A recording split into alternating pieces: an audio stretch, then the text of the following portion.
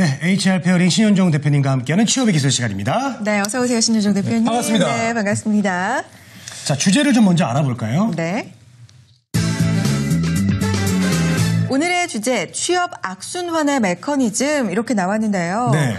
악순환, 일단 상당히 시작부터 무겁고요. 네. 뭔가 답답해져 와요. 악순환 그러니까. 악순환이 되면 안 되거든요. 네. 예, 좀 주제가 좀 무거워서 사실 저도 고민이 많았습니다. 네. 대기업 상반기 공채가 시작된 지 벌써 3주가 지났더라고요. 제가 달력을 보니까. 근데 이제 일부 기업들은 이제 계열사를 중심으로 이 서류를 마감한 회사도 있고 또 이제 새로 채용 예정 공고를 올려가지고 채용을 준비하는 회사들도 있습니다. 근데 또 이 기사를 좀 살펴보니까 구직자분들이 지난 하반기에 비해서 이번 상반기가 더 어렵다고 생각한다. 이런 그 내용을 제가 좀 봤습니다. 근데 사실 뭐 아직 시작도 안 했는데 힘들다 이렇게 얘기하는 거 좀 아닌가 싶은 생각도 드는데 또 한편으로는 또 얼마나 이 치열하면 또 이런 생각을 할까 또 이런 또 제가 좀 봤습니다. 근데 사실 이 구직자분들의 눈이 계속 높아지고 있는데 반해 새로운 일자리가 창출되는 건 좀 한계가 있다 이런 얘기 아마 들어보셨을 겁니다.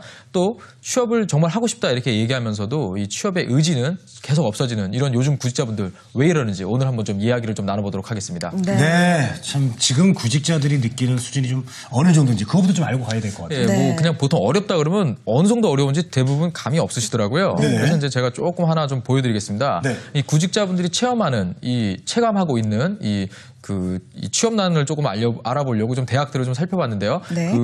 우리나라의 그 경영학과 순위를 한 6위 정도, 취업률 6위 정도 하는 대학의 경영학과를 좀 봤습니다, 제가. 네. 보통 이 학과의 그 한 학기에 보통 졸업하는 학생분들이 한 1년에 한 250명 정도 된다고 하더라고요. 네. 근데 이제 그 대학 알림이 사이트에 보면은 이 취업률을 볼 수가 있는데 한 70% 정도 나오고 있습니다. 근데 실제로 이 학교에 다니는 학생들, 또 이 학교에서 취업을 성공한 학생들한테 물어보니까 실제로 저희가 그냥 알고 있는 회사들, 그냥 고용 브랜드가 높은 뭐 삼성, LG, 현대, LIG, LS 이런 데 들어간 학생들이 보통 한 학기에 한 8명에서 10명 정도 밖에 안 된다고 합니다. 그러니까 실질적으로 뭐 한 5% 정도만 본인이 목표했던 이 대기업에 취업을 하고 다른 분들은 대부분 뭐 졸업 연기나 아니면 하향 취업을 하고 있다. 이렇게 볼 수가 있겠습니다. 네. 네.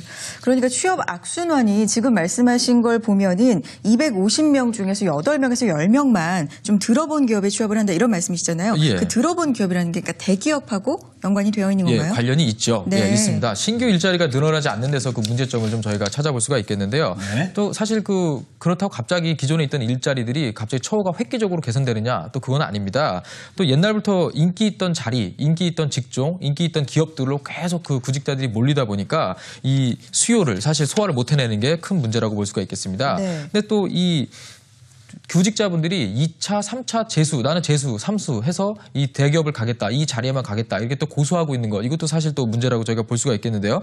저희가 흔히 이게 이 부분을 뭐 대기업 선호 현상이다, 네네. 아니면 뭐 전문가들은 뭐 미스매칭이다 이렇게 얘기를 많이 하시거든요. 한번 들어보셨죠 이런 얘기? 들어봤죠. 예. 근데 이제 사실 스펙은 계속 올라가고 있는데 취업이 안 되니까 이제 요 얘기가 나오는 겁니다. 근데 또 사실 잘 놓고 보면은 제한된 자리를 놓고 여러 명이 경쟁을 하기 때문에 사실은 아무리 스펙이 높아도 들어갈 수 있는 인원은 매년 딱 그 정해져 있다는 겁니다. 그러다 보니까 계속 취업을 2차, 3차 계속 시도하는 분들이 스펙은 계속 쌓고 또 졸업을 하면서 신규로 진입하는 이런 구직자분들이 계십니다. 이분들도 기존에 계시던 분들이 상당히 경쟁률이 높은 스펙을 계속 준비를 하거든요. 그러니까 본인도 내가 저 정도 스펙이 돼야 취업을 할 수 있다 이렇게 판단을 하다 보니까 네. 신규 진입하는 분들도 또 계속 스펙을 높게 쌓아서 오게 되는 이런 악순환이 계속되고 있다. 이 부분이 좀 문제라고 제가 얘기를 드리고 싶습니다. 네.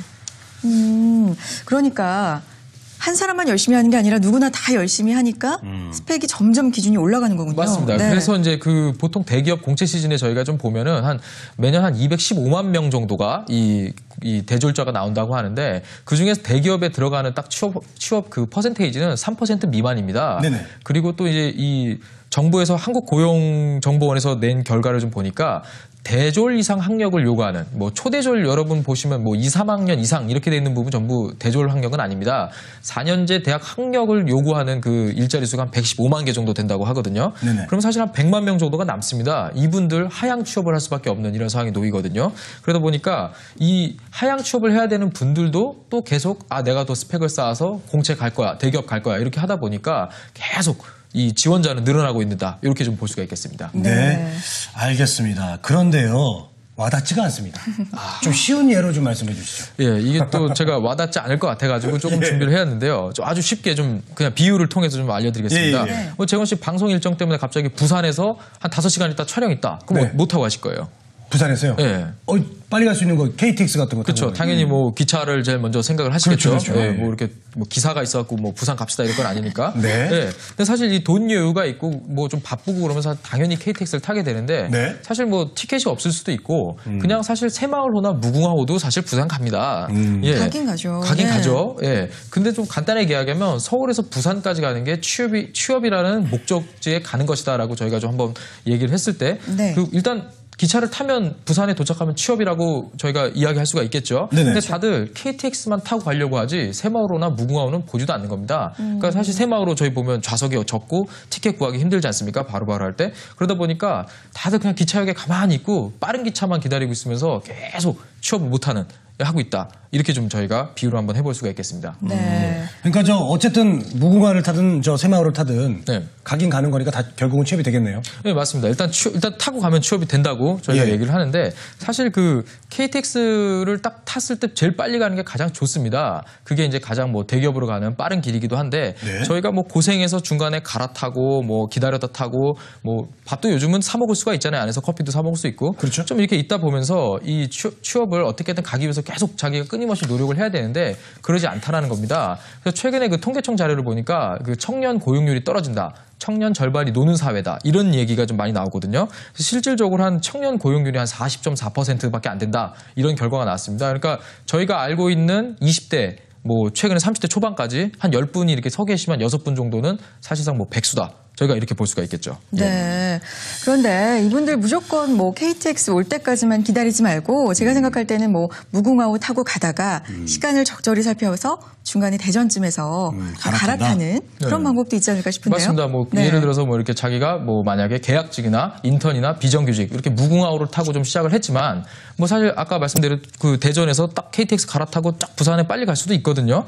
근데 그래서 뭐 이렇게 가면 되는데 사실 또 이 중견 기업들 사장님들한테 여쭤보면은 연봉도 대기업만큼 주고 뭐 복지 혜택이나 이런 거를 대기업 수준으로 해줘도 한 2, 3년 일하면 관둔다고 합니다. 그래서 이 사장님이 물어본다고 합니다. 너 왜 관두니? 이렇게 물어보면 아 사실 자기가 더 늦기 전에 뭐 공기업이나 대기업에 다시 한번 가겠다. 이런 그 목표를 가지고 그냥 뭐 이유 없이 관둔다고 합니다.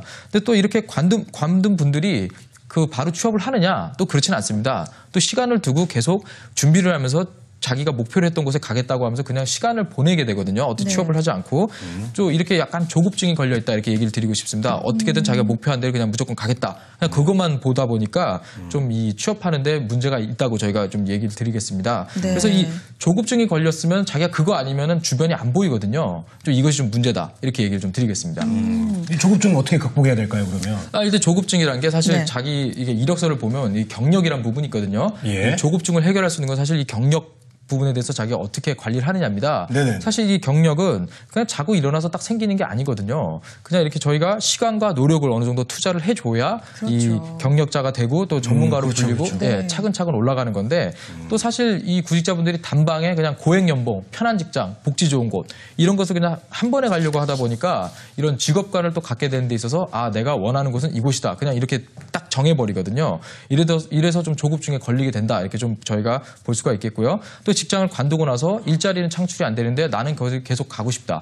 또 이 기업에서 내가 그만두기 전에 취업했을 때 내가 노력했었기 때문에 다시 하면 될 것이다. 이거 맹목적적인 그냥 어떤 자기 자신에 대한 믿음 이런 것들이 좀 있다 보니까 계속 고용률은 떨어지는 현상이 나타날 수밖에 없다. 좀 이렇게 진단할 수가 있겠습니다. 네. 또 사실 최근 이 제조업이 해외로 빠져나간다 이런 이야기 많이 들어보셨을 겁니다.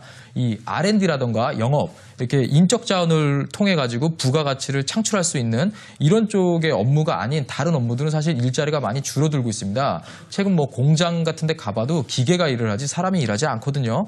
계속 이렇게 그 일자리가 줄어들다 보니까 앞으로 내가 원하는 일자리가 늘어날 것이다. 이렇게 판단하는 건 조금 좀 문제가 있다. 이렇게 이야기를 드리고 싶습니다. 네, 그렇군요.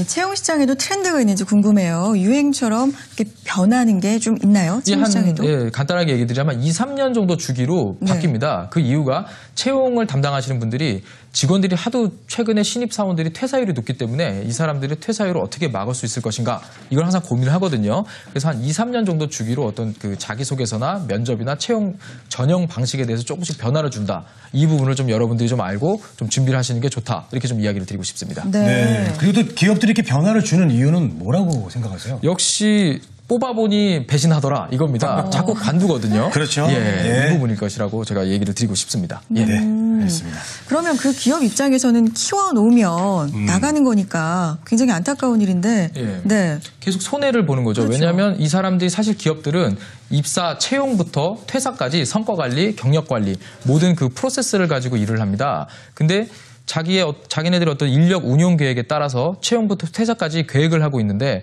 그 중간에 뭐 30명이 필요하다, 50명이 필요하다 이런 계획이 있는데 이 부분에서 사람이 모자라지게 되면 다시 또 뽑아야 되거나 하는 문제가 발생하거든요. 그러다 보니까 기업들이 자꾸 중간에 퇴사를 하게 되면은 회사를 운영하는 데 있어서 큰 문제가 있습니다. 어떤 네. 계획에도 문제가 발생하고요. 그래서 좀 기업들이 이 퇴사하는 사람들을 좀 방지하기 위한 여러 가지 프로그램들을 좀 개발하고 시행한다. 이렇게 좀 저희가 얘기를 드리고 싶습니다. 네.